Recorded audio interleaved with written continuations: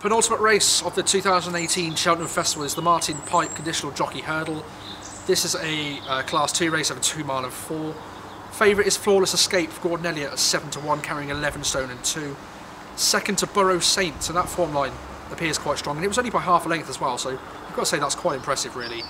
The favourite was odds on in that race as well, so you can see that again, like I say, strong look at that race.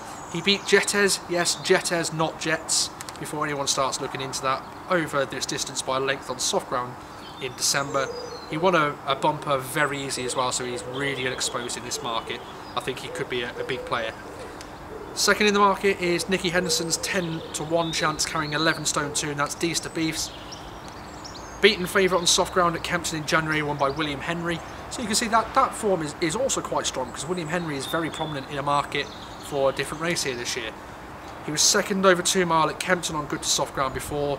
He won a Class 4 easily over 2 miles. The question then I'm asking is he going to stay? Will he last? Is he going to find a lot for pressure? Those are the questions that I have about that horse. There are 5 other horses that we've already mentioned on podcasts throughout the festival that also have entries into this race, so we'll just cover them off quickly. The first one, Max Dynamite for Willie Mullins. He's 12 to 1 in this market, carrying 11 stone 6. Another one for Willie Mullins is Sands End at 14 to 1, carrying 11 stone 10. Hunters Park, Ollie Murphy's 14 to 1 charge in this, carrying 11 stone 2. Deal Gestrival for Willie Mullins at 14 to 1, carrying 11 stone 1. And 11 stone 9 on the back of OK Corral for Nicky Henderson. As we previously mentioned them, whether or not they've run here, I don't know, but I'm not going to go into the form lines of those.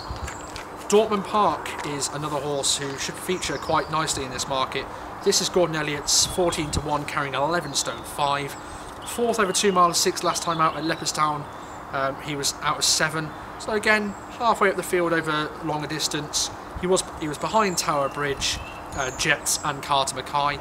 So you can see that form line again might not be the strongest when you look at it, but again, it's still something to take out of that really. He won over 2 mile and 6, beating Borough Saint by 16 lengths. Now, as we mentioned, Borough Saint won a race earlier where we looked at a bit of form, so to beat him by 16 lengths it's quite good form to go into. He won on his distance start. The form has been frank since. He's an each-way player, as stamina has been assured for me. He's got no ground concerns whatsoever, and I do expect him to be quite a big player in here. Like I say, I can't really go into a lot of horses in this race, as there are still over 100 entries for this race alone. I don't want to debate on this race for too much. The favourite could take a lot of beating if staying. I think Dortmund Park is definitely there at each-way value for me. But for me, I know that I'd like to give you guys more to look at each race, but it's not really a race that I want to get overly involved in. So that's the review of the Martin Pipe done. We move on to the last race, which is going to be the Grand Annual.